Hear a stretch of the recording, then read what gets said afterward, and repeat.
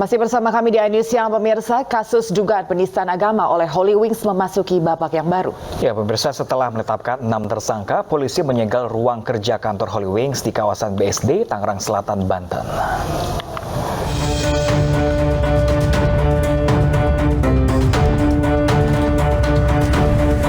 Dampak dari penistaan agama, tim Satreskrim Polres Metro Jakarta Selatan menggeledah kantor pusat Holy Wings di kawasan BSD, Tangerang Selatan, Banten. Penggeledahan dilakukan guna mencari bukti tambahan. Petugas pun langsung memasang garis polisi. Kapolres Metro Jakarta Selatan menegaskan lokasi ini dijadikan tempat untuk merumuskan diskusi dan menyampaikan ide terkait dugaan peristiwa pidana. Tempat yang diduga dilakukan untuk merumuskan, berdiskusi maupun menyampaikan ide-ide terkait dugaan atau peristiwa pidana tersebut, itu kami amankan dulu. Kami polisi lain untuk kepentingan penyidikan sampai dengan nanti penyidik menganggap selesai melaksanakan proses terhadap TKP tersebut. Dinas Pariwisata dan Ekonomi Kreatif telah meninjau dan menemukan sejumlah pelanggaran.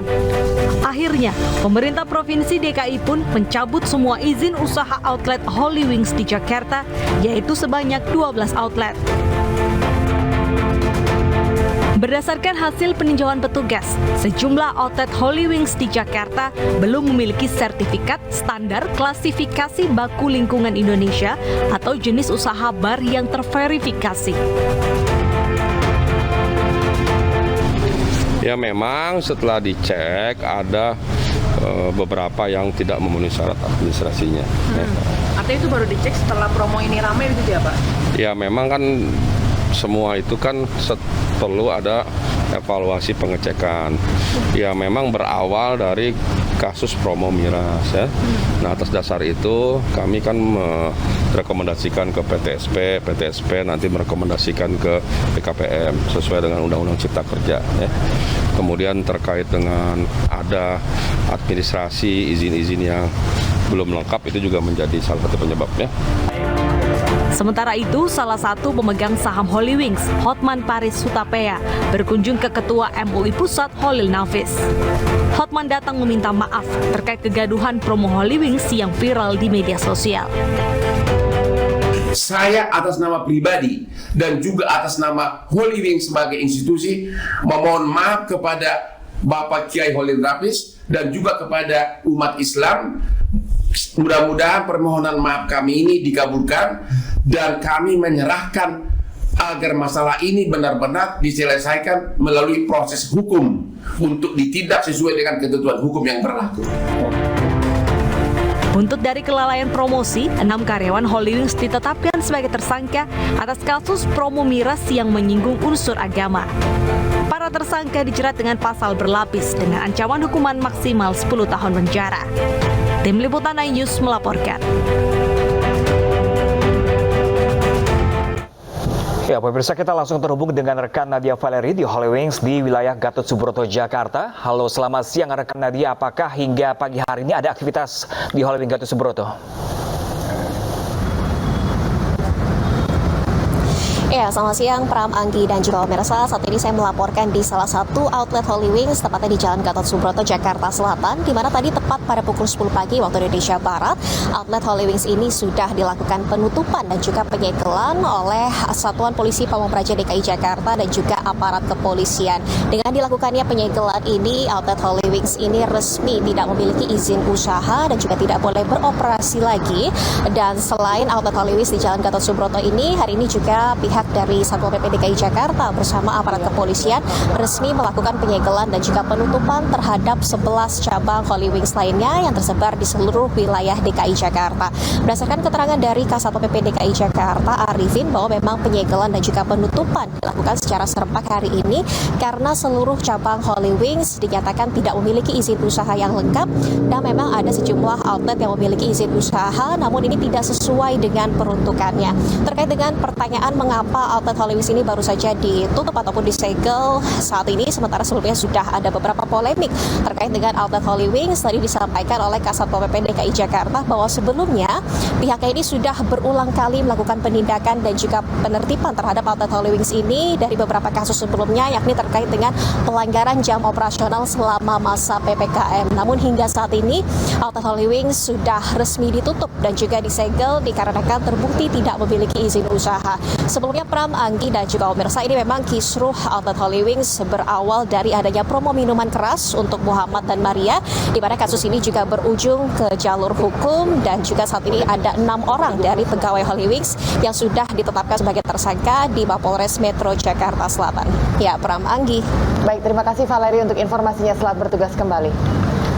Sementara itu, pemirsa, massa dari gabungan Ormas ke se-Jawa Tengah dan Daerah Istimewa Yogyakarta menuntut penutupan permanen Holy Wings di Sleman. Ya, sementara massa dari Barisan Mahasiswa Riau menggelar protes di Holy Wings Pekanbaru sebagai buntut dari promosi minuman beralkohol berbau sara.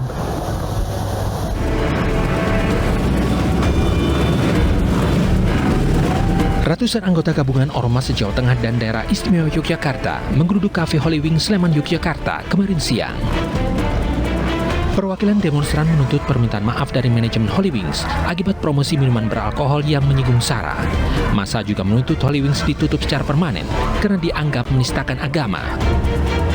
Yang pertama adalah satu, permohonan maaf pihak Holy Wings bukan hanya sekedar diunggah di media sosial.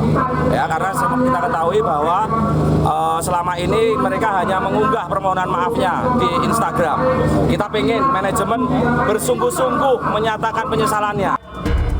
Polisi menyiagakan sekitar 200 personil untuk mengantisipasi gangguan keamanan. Dan kami bertugas untuk mengamankan.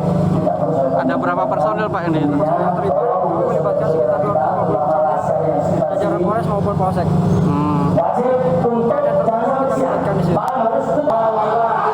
Untuk aktivitas Holy Wings sendiri sampai hari ini seperti apa Pak? Untuk aktivitas Holy Wings setelah ada kejadian tersebut tutup sampai dengan hari ini.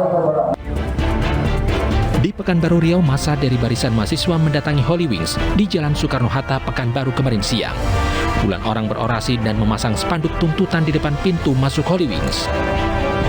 Dalam demonstrasi, massa meminta pemerintah Kota Pekanbaru untuk menutup sementara pengoperasian Holy Wings hingga permasalahan selesai. Unjuk rasa akibat dari promosi minuman beralkohol yang menyinggung SARA. Postingan promosi minuman beralkohol dianggap rusak keharmonisan umat beragama. Dari Yogyakarta dan Pekanbaru Riau, tim liputan iNews melaporkan. Beralih ke informasi lain, pemirsa, polisi masih mendalami kasus pembunuhan bayi berusia 5 bulan yang dilakukan oleh ibu kandung korban. Ya, pemirsa, guna kepentingan lanjutan penyidikan, polisi membawa tersangka ke RS Bayangkara Polda Jatim untuk tes kejiwaan.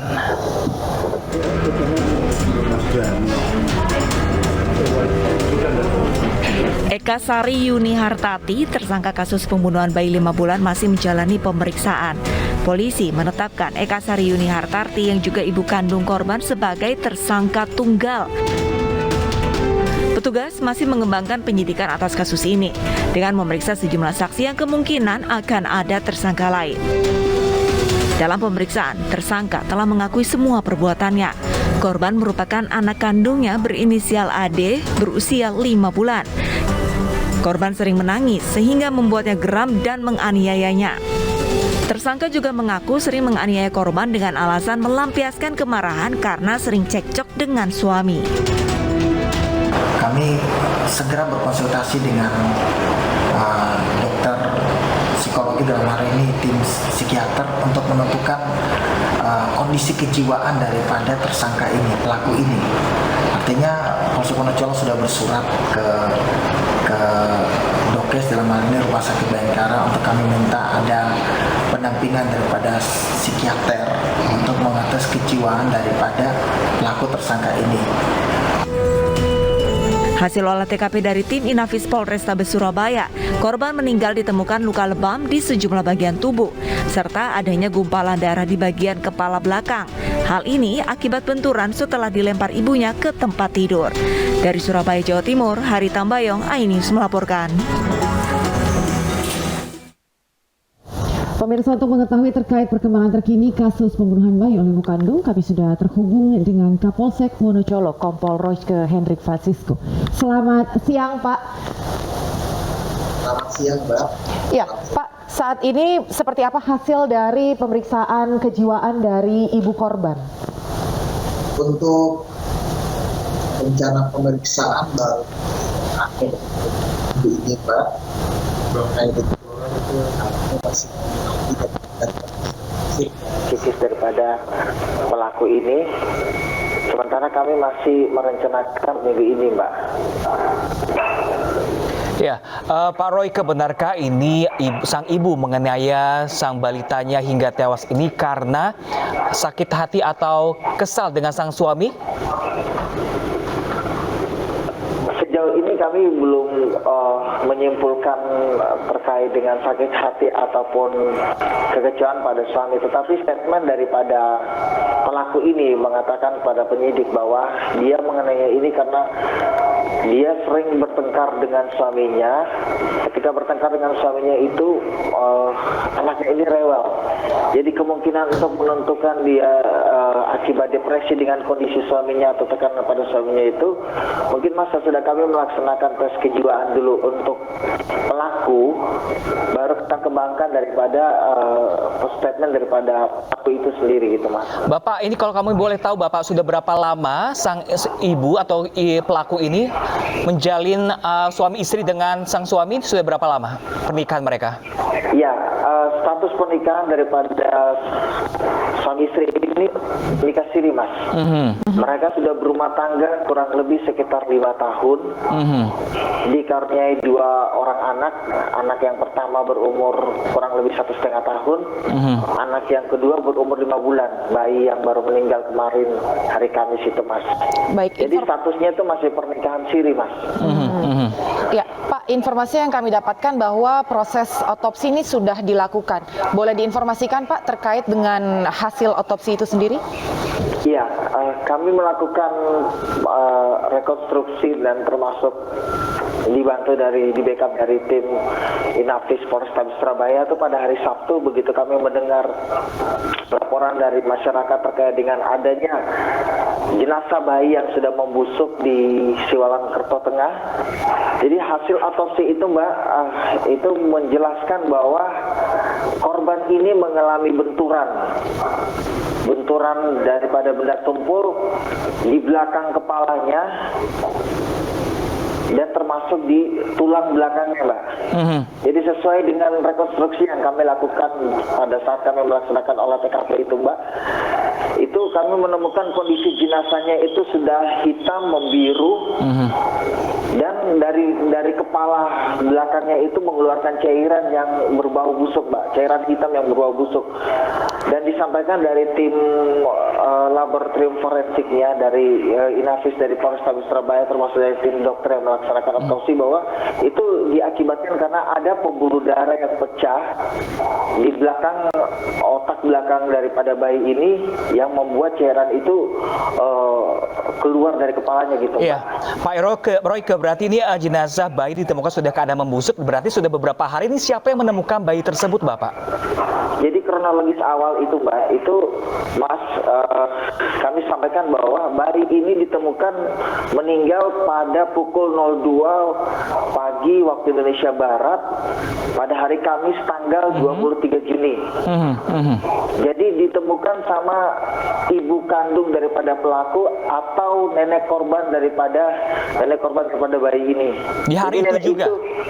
Pada hari Kamis, sedangkan kami menemukan, kami disampaikan pada hari Sabtu. Jadi rentang waktu antara Kamis dengan Sabtu ketika kami menggali informasi kepada saksi-saksi yaitu nenek. Kenapa nenek korban ini tidak memberitahukan pada hari Kamis?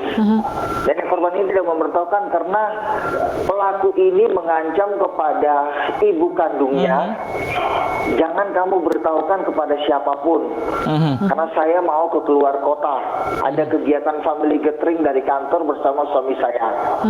Kalau kamu memberitahukan kepada orang lain, kamu lihat saja saya akan bunuh kamu. Ancaman daripada anak kandung atau pelaku ini terhadap ibunya ini menjadi suatu tekanan psikologis pada ibunya ini, nenek korban ini, untuk tidak melapor. Sampai pada hari Sabtu ketika neneknya sudah tidak bisa menahan, dalam arti melihat bayi itu membusuk di lantai 2 di kamar dengan kondisinya yang mengenaskan, Mas.